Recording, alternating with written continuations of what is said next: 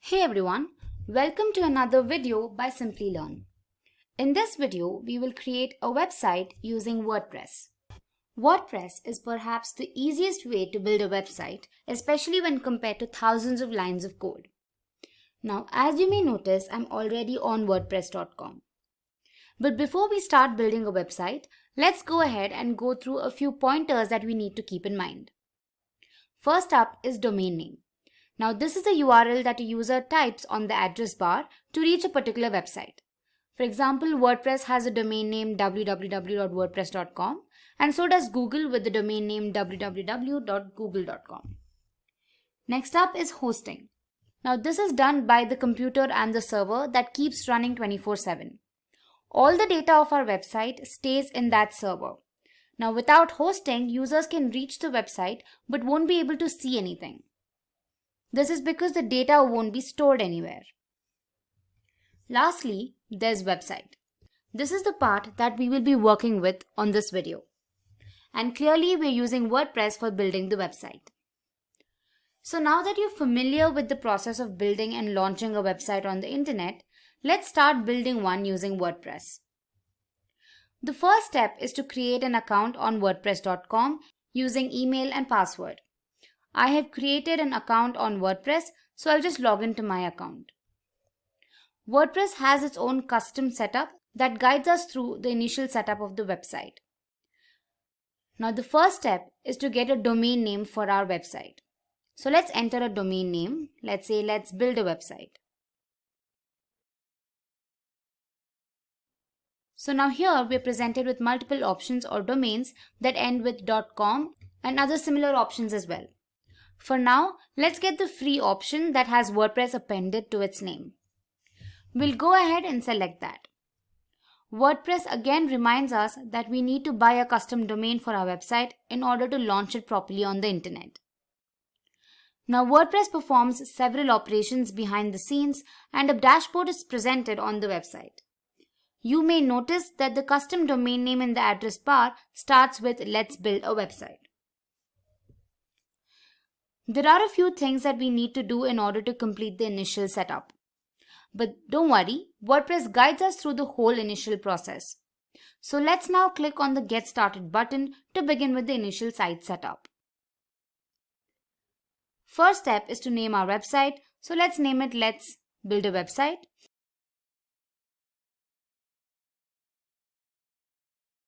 We can also fill up the site tagline. I'll just fill it up with "Building a website is fun."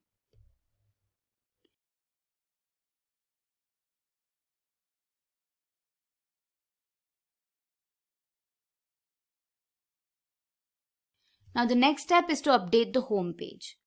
Clicking on this button opens your website in an editable mode, meaning that you can change every element in the website.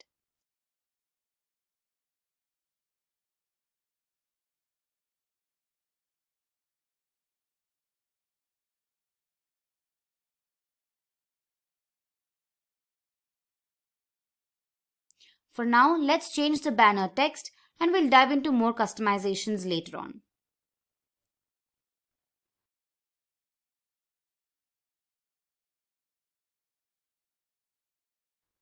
Now we'll check on the WP admin button and that will take us to the dashboard screen for the website.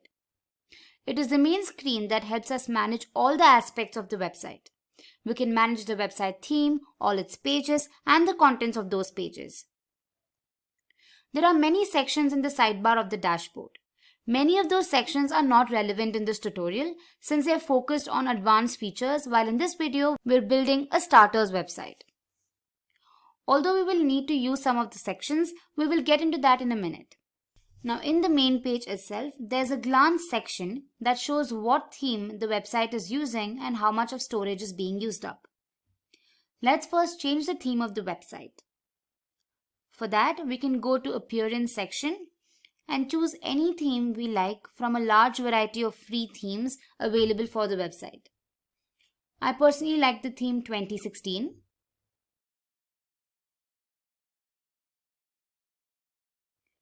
So let's preview that and see how it will fit with the contents of our website.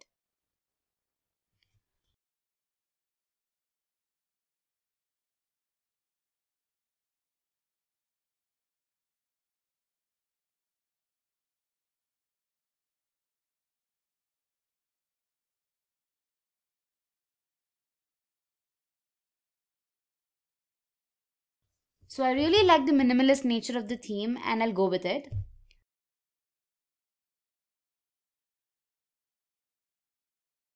So let's activate this theme and move on to further customizations.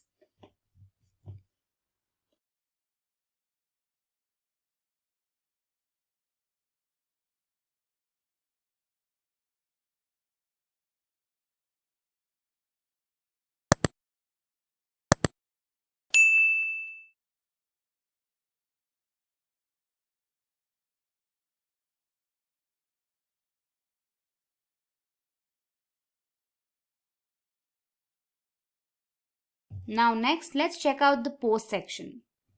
Since our website is basically a blogger's den, the main content that we have in the website are all the blogs, right? So all these blogs come under the post section. You can edit the dummy post or delete all the posts and start anew. I'll change the title of one post and check if the changes are reflected on the website.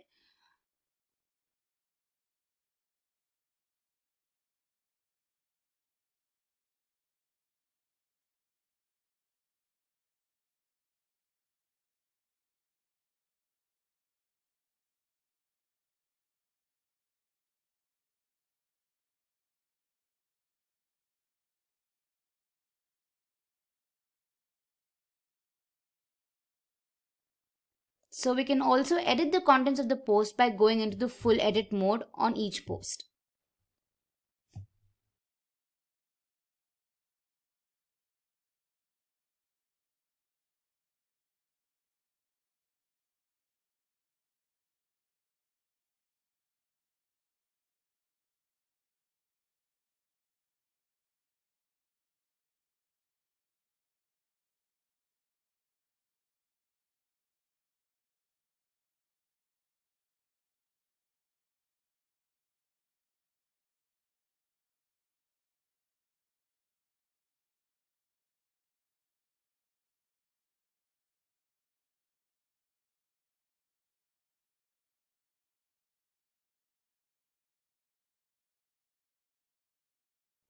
Now let's go through the media section. Now this section contains all the media that we need for the website. There is a 3 GB limit imposed by WordPress to limit the amount of media a website can store on their servers. Now, whenever we host this website on a different platform, note that the media will be stored on that server and therefore use that server storage space. Since we have two images in the website by default, those are loaded from this section and we can add more whenever we want. So next, let's check out the pages section. This section contains all the pages used in our website.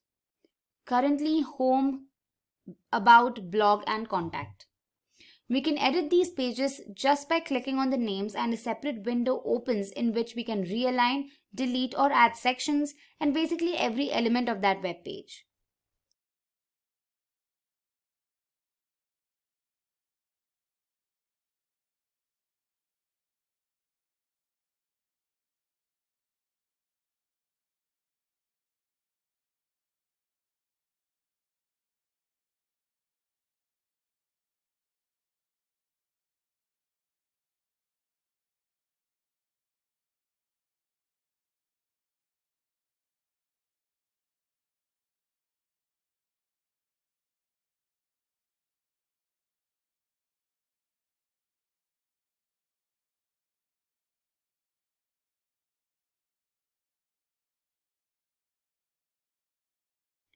We can either preview the changes or update them so they reflect on the website.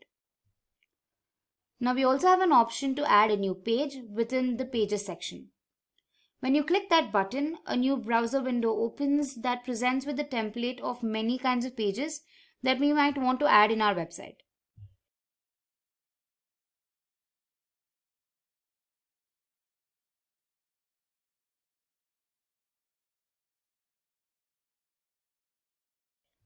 So I'll choose portfolio since I already have enough pages in the website. So just go ahead and choose a portfolio page and that will get added to your website.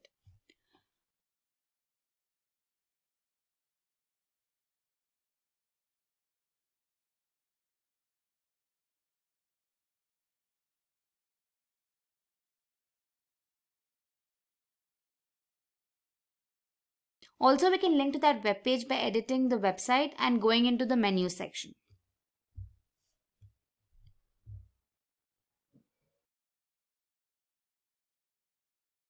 Now the website settings also contain several sections in order to edit the aspects of the website.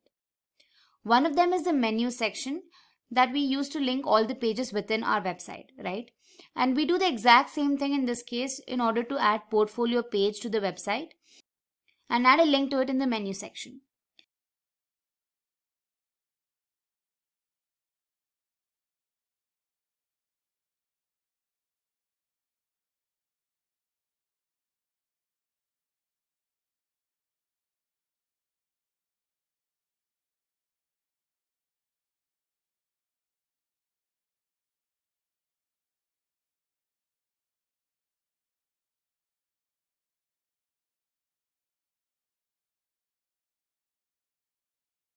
We can also edit the website background and colors to our liking.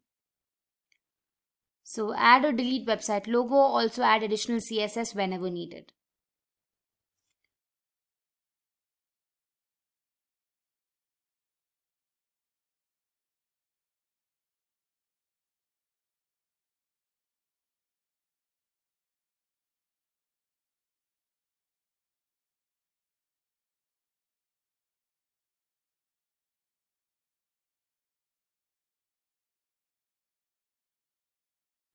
So now let's go back to admin section and see what the plugins section has to offer. Now there are some really nice third-party plugins that offer a lot more functionality than what vanilla WordPress tends to provide. The thing here is, we're using WordPress.com, and in this version of the website, plugins can only be installed if you are subscribed to the business account.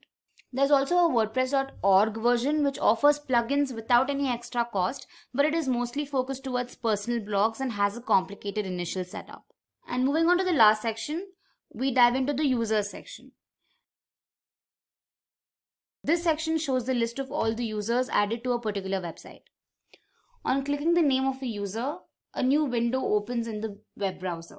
First, My Profile section contains the name and about information of that particular user. In the account settings, we can change email and also the address of the website along with the UI design of the dashboard.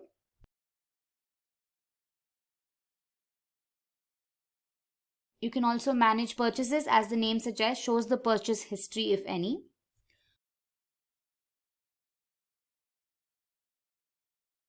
Now the security section allows adding a password to the user in order to add a layer of security to website management.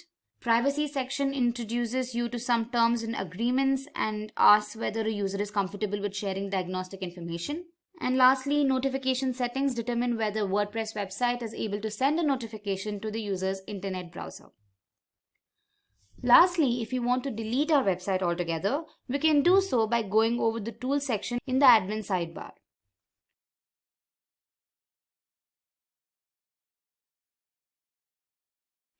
Since this task is irreversible, WordPress gives several warnings and confirmations before deleting a website from their server.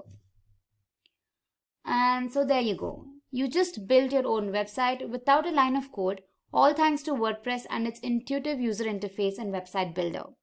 Keep in mind that we still have to pay for a custom domain and a hosting server in order to launch our newly created blog on the internet. In case this tutorial entices you to get your hands dirty with web development, we have a whole YouTube playlist on React JavaScript framework that can help you in developing web applications if you like coding stuff. And with that, we've reached the end of this video and I hope you liked it. Do you think we missed out on anything important? Then let us know in the comment section below.